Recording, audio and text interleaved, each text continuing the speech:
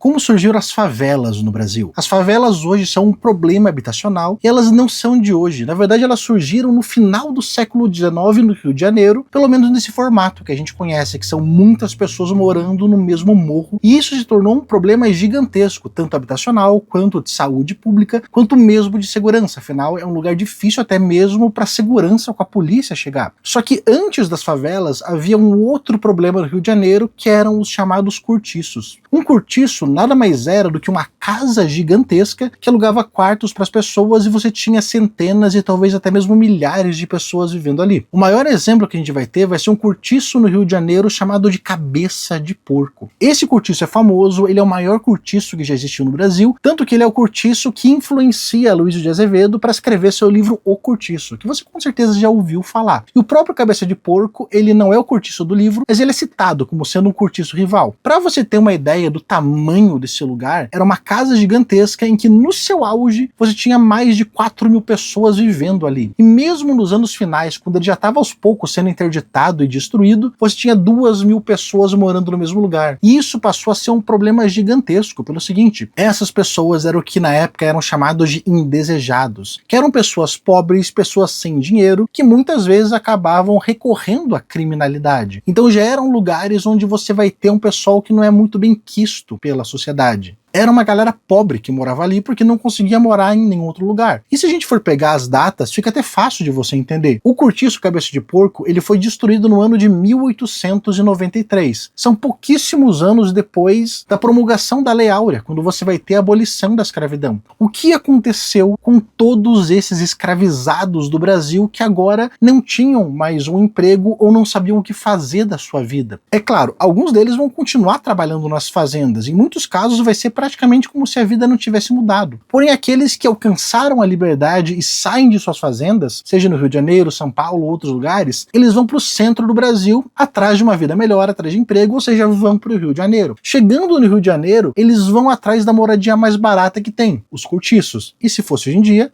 as favelas. Além disso, vai ter a questão dos imigrantes. Muitos imigrantes vinham de fora do Brasil e eles procuravam um lugar barato para morar e começar a vida. Os que iam para o Rio de Janeiro, afinal era a capital do Brasil nesse momento, eles acabavam também morando nos cortiços. Então era um lugar de pessoas que não eram bem vistas, seja pela questão racista, seja pelo preconceito, ou seja simplesmente por eles serem pobres. E o Rio de Janeiro nesse momento, tal qual hoje ele quer se livrar das favelas, nessa época ele quer desesperadamente se livrar dos cortiços. Soma-se isso um problema que é a questão de doença. Havia uma doença extremamente séria que acometia o Rio de Janeiro nessa época, a febre amarela. A febre amarela basicamente ela é transmitida pelo Aedes aegypti, o mesmo que vai transmitir a dengue, então o foco dele vai ser a água parada. E os cortiços eram um foco dessa doença. Embora seja questão da água parada, nessa época as pessoas vão dizer que são os pobres que transmitem a doença. E se essa doença tirasse a vida só dos pobres, não seria um problema para as elites. Só que o problema é que mesmo pessoas com dinheiro acabavam perecendo dessa doença. Um exemplo é Dom Pedro II. Primeiro filho de Dom Pedro II perdeu a vida devido à febre amarela. Então era uma doença que não escolhia pessoas, por isso ela passou a ser um problema gigantesco. No caso dos cortiços, nós sabemos que a febre amarela surgia ali basicamente porque um dos principais trabalhos que as mulheres faziam era limparem a casa das pessoas com mais dinheiro, como ainda acontece hoje em dia. Só que nessa época eu quero que você lembre que não existiam máquinas de lavar roupa. Então para você lavar roupa, você precisava ficar no tanque machucando as suas mãos. Então o que você fazia? Se você não podia comprar uma máquina de lavar roupa, você contratava uma lavadeira, que ia pegar a sua roupa e ficar lavando aquela roupa o dia inteiro até ela ficar limpa. E no Cabeça de Porco, você vai ter centenas de mulheres que ficam lavando aquela roupa ali no quintal, transformando ele em várias poças de água que acabam se tornando água parada em alguns momentos e se tornando um foco perfeito pro Aedes aegypti. Então essa doença acabava tendo realmente como foco ali, mas não pelos motivos que as pessoas sabiam. Além disso, vai ter uma outra questão que é a gentrificação. Quero que você imagine, quando uma cidade surge, as pessoas pobres vão morar longe do centro. Só que quando a cidade cresce, de repente, essa periferia passa a ser o centro da cidade porque ela cresceu muito. E o cortiço Cabeça de Porco estava no centro do Rio de Janeiro, num lugar que era muito valioso em termos imobiliários. Só que esse lugar estava cheio de pessoas pobres. E a galera com mais dinheiro não queria viver ali por esse motivo. Então todos tentam destruir o Cabeça de Porco. Fazia muito muitos anos que várias pessoas tentavam, até que chega o prefeito Barata Ribeiro e ele enfim decreta a destruição. Numa sexta-feira, em 1893, ele fecha a porta do cortiço, ele não deixa ninguém entrar e ele ordena que ele vá ser destruído. As pessoas saem ali com medo e começa enfim a destruição desse cortiço. E isso tem a ver com o surgimento das favelas no Rio de Janeiro. Porque quando essas pessoas sabem que não vão ter para onde voltar, elas vão embora desse lugar, levando embora não só os seus pertences, mas pegam tudo que elas conseguem. Telhas, madeira, portas, janela, mesas, saem carregando pedaços desse cortiço. E como agora elas não têm para onde ir, elas vão para o lugar mais próximo possível, que era um morro que ficava atrás do Cabeça de Porco. Esse morro era o Morro da Providência. Só que nessa época ele já era apelidado pelas pessoas que viviam lá de Morro da Favela. Pelo seguinte, muitas pessoas viviam nesse morro porque eram pessoas que lutaram na Guerra do Paraguai e o governo prometeu para elas um pagamento e ele nunca pagou. Só que essas pessoas, sem ter onde morar, nem tendo dinheiro para morar nos cortiços, foram morar nesse morro e construíam as suas casas ali, porque era perto do prédio do governo que deveria pagar para elas esse dinheiro. E também vai ter um caso que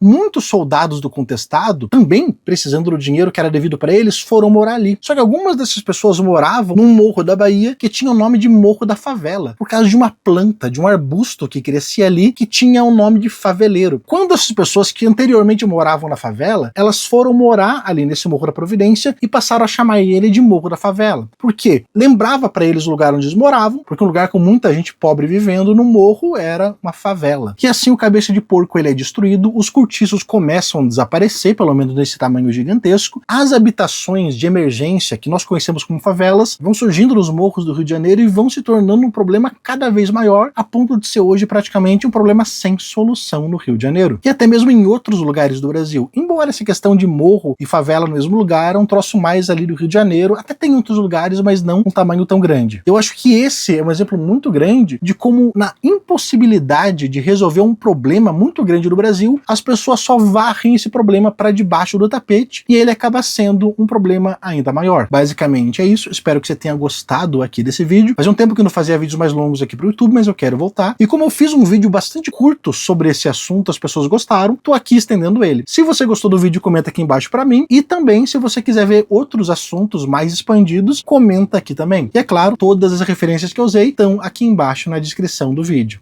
Muito obrigado por ter assistido.